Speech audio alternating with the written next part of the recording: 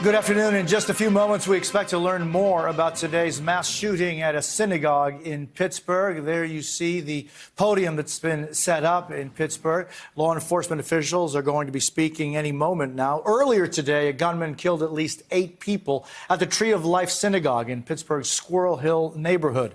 Authorities say 6 others were injured, including 4 police officers, some of those injuries in critical condition. The suspect surrendered, identified as 46-year-old Rob Bowers, and there you have this press conference.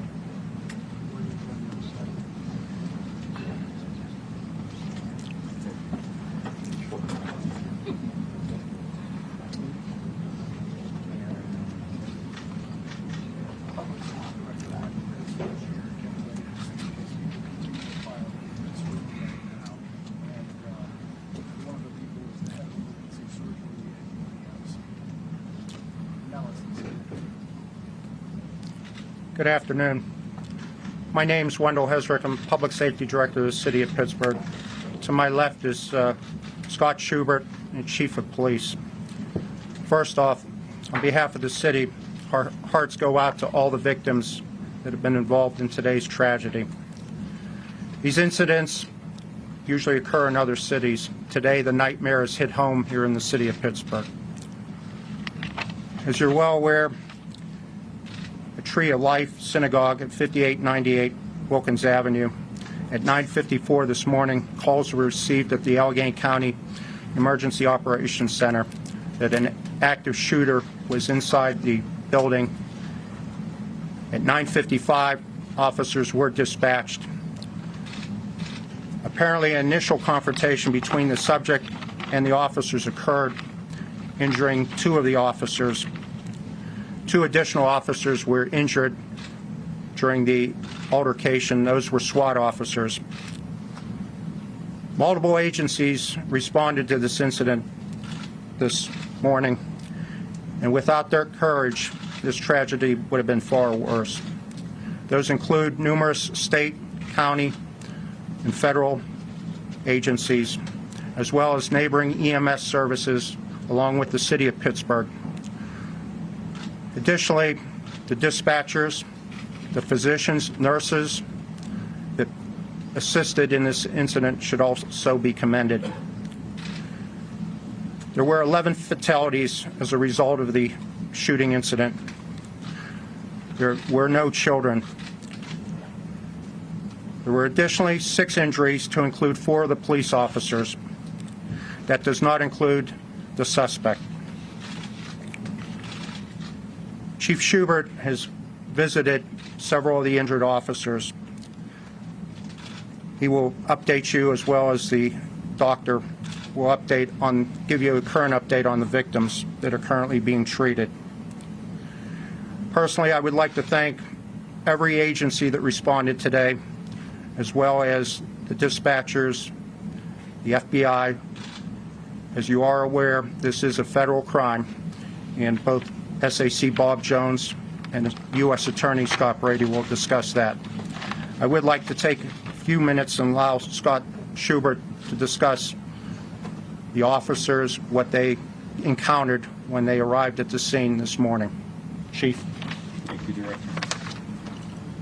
As the Director said, first and foremost, our hearts and thoughts and prayers go to the victims of this, and to our officers who responded. I can tell you, by the time I got there, they were already starting to extract people from in, and watching those officers run in to the danger to remove people and get them to safety was unbelievable. And for the SWAT officers, our SWAT officers and SWAT teams from around the region who were there, who went into that active shooting and were able to apprehend that actor, I can't speak more for for the courage that they have. Two of the officers that were hit, as the director said, were the first responders to the scene and were engaged. And they're both in stable condition. And as the director said, two from our SWAT team during an engagement inside the building were struck as well. They are in stable condition. I was able to talk to two of the four, and as soon as we get out of here, we're going to go back and see them again and see their families and thank them for the job they did and for saving lives. But we can't not forget those victims inside that synagogue who lost their life. Thank you. Good afternoon. I'm Bob Jones. I'm the Special Agent in charge of the Pittsburgh office of the FBI. Thank you, Wendell. Thanks, Chief. Certainly, the actions this person took today were hateful. We're in the early stages of this investigation, and over the next several days and weeks, we will look at everything in the suspect's life, his home, his vehicle, his social media, and his movements over the last several days. At this point, we have no knowledge that Bowers was known to law enforcement before today. I want the people of Pittsburgh to know that the FBI will work around the clock to get them the answers to why and how this happened. That said, we ask for the public's patience in the coming hours and days as we work through this investigation.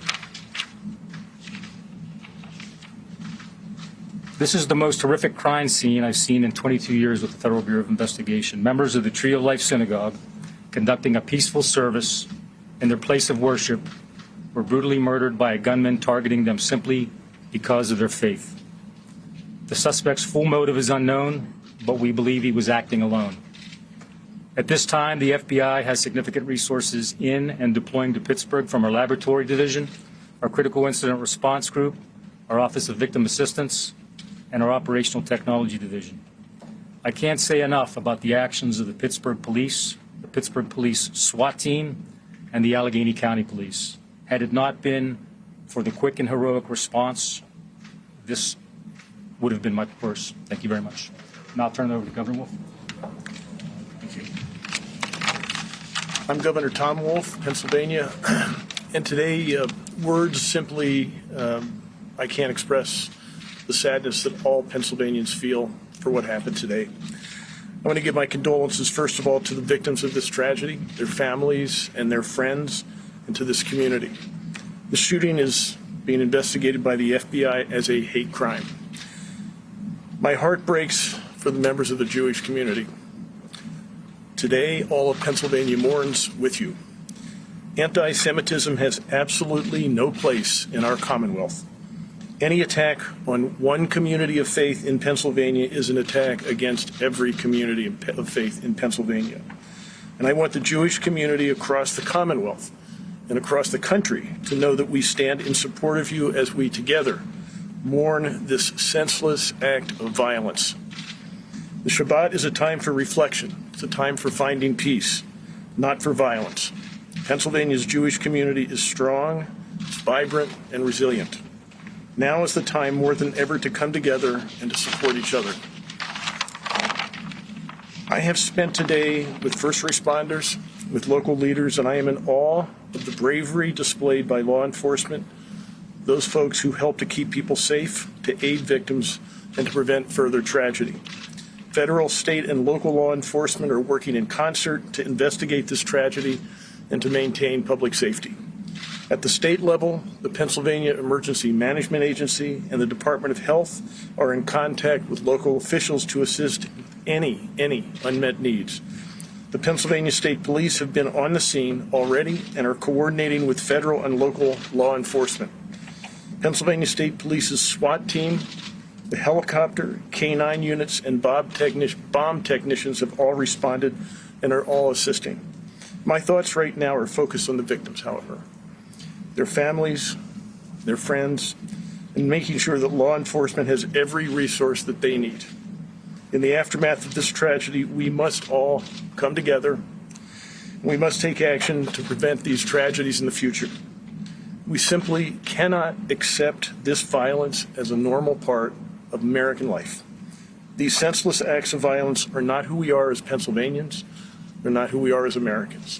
Thank you.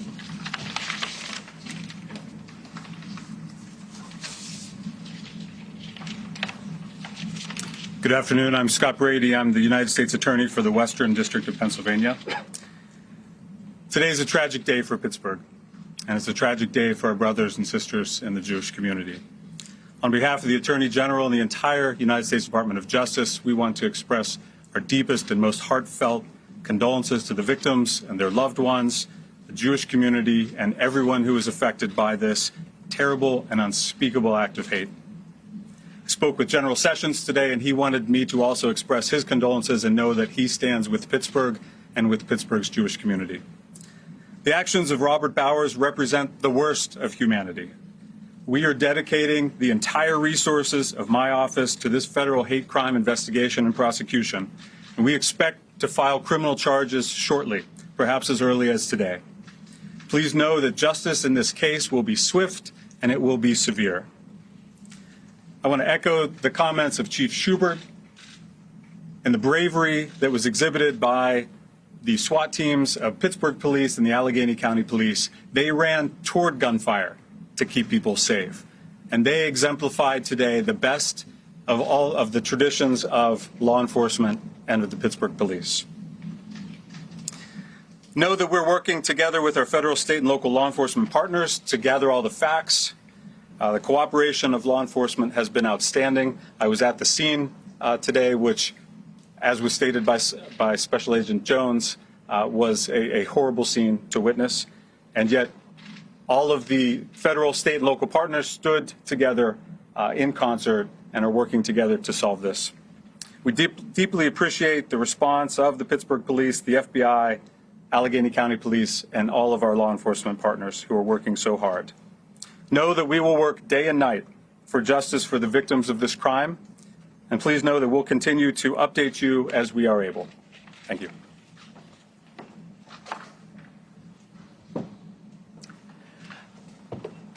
Good afternoon. I'm Dr. Don Yealy. I am a professor of emergency medicine, and I oversee emergency medicine for UPMC and the University of Pittsburgh. At about 10 o'clock this morning, we became aware of the incident, and very quickly we were able to put together the resources that we have available every day at the Level 1 trauma centers. That includes UPMC Presbyterian and UPMC Mercy, and we notified Allegheny General. We're able to dispatch to the scene 3 physicians who have expertise in EMS, working with peace officers and our outstanding EMS providers to help assess the scene and to help accomplish triage. We're blessed here to have the finest EMS providers in the country, and we're blessed because people have invested in people and in resources over decades to make sure that we have that type of excellence. The patients were all transported to one of 3 facilities. 4 patients came to UPMC Presbyterian, 1 to UPMC Mercy, and the final patient went to Allegheny General Hospital. I can give you a listing of what those particular patients were. I obviously cannot give you personal information. First patient was a 61-year-old female who had extremity soft tissue injuries that required cleaning in the operative room. She is doing well now and recovering. Next was a 70-year-old male who had gunshot wounds in his torso involving major organs inside of his abdomen. He underwent what we call a damage control laparotomy. That's an operation to get the initial injury under control, where we expect to have to do a second or third operation later. He's now having that second operation now. He's obviously in critical condition. A 55-year-old officer was also seen who had multiple extremity wounds, went to the OR again for repair and cleaning of those wounds. And then finally, another officer had essentially soft tissue injuries and grazing and was having a complete evaluation, looks to be doing fine now. Those are the 4 patients at UPMC Presbyterian. Another officer went to UPMC Mercy, had an extremity injury that required intervention and evaluation in the operating room. Again, that officer is doing fine. Happy to answer any questions if you have those. Did it seem like perhaps any sort of special type of bullets may have been used that would create any extra damage or something to that extent? I don't have any direct knowledge about that, but not from the injury pattern. It did not appear that way. Were these patients generally shot multiple times or each one wound? There were some with multiple injuries and some with singular injuries. Again, this is something that we're prepared to take care of every day. I'm very proud of the team. We had extra physicians available, nurses available to take care of whatever could happen. When we first heard of this, we knew that there were a few patients injured, some dead. We did not know the size and the magnitude of this, and so we were prepared to take care of as many as were necessary. Do you know about the patient at AGH? I do not. Do you have the age of the other two officers? The officer that went to Mercy is 27, and the fourth one at Presbyterian, I don't know his age. He's younger than me. Are they all male officers? Yes. Can you give us a breakdown of the patient conditions? I would describe two as in critical condition. They're in the ICU right now, one of whom returned to the operating room. The others are doing well. We would not, they're obviously seriously injured, but I would not describe them as critical. The second patient is incredible. You mentioned the 70-year-old male. Is the other the 55-year-old officer? Yes.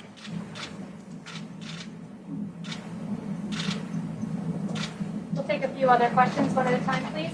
Question for the special agent.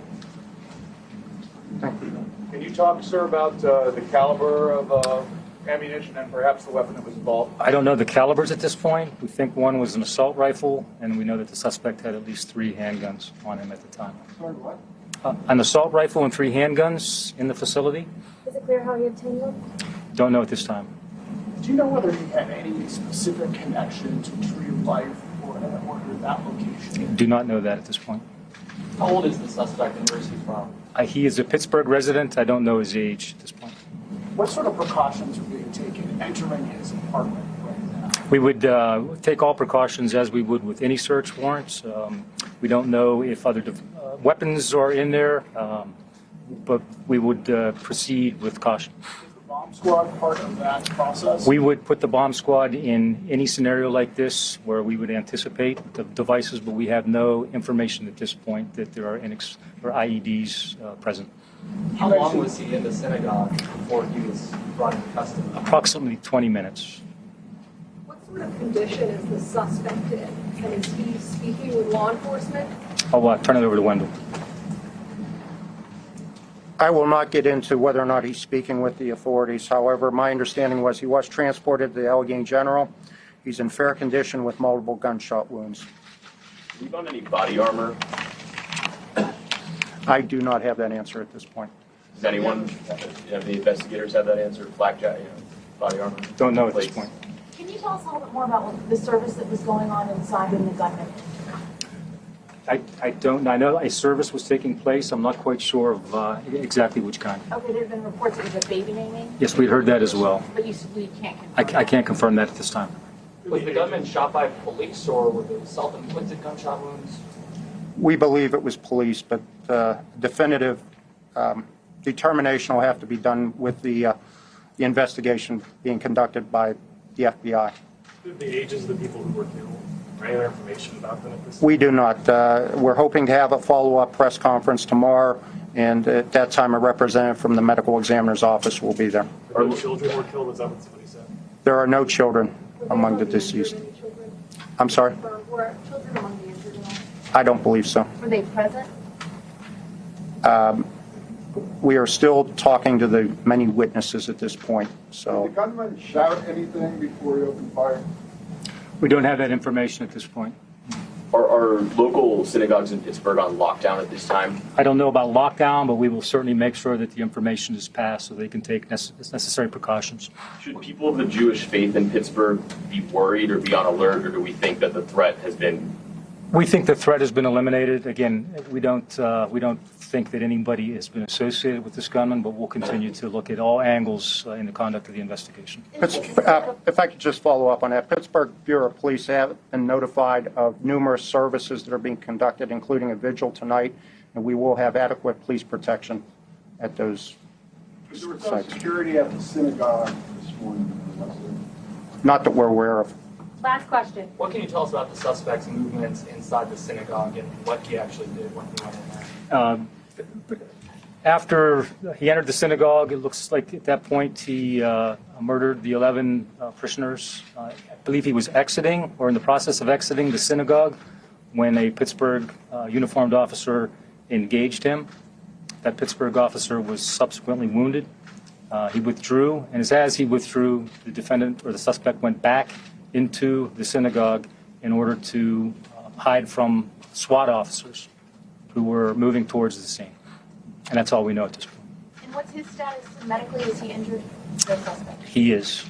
I'm sorry, one clarification on the weapons. You mentioned an assault rifle and 3 handguns. Is there evidence that he used all of those weapons? I don't know that at this point. We'll look at the crime scene in detail this evening and no more. And update you in the morning. Or he just walked in and was open. I don't know that at this point.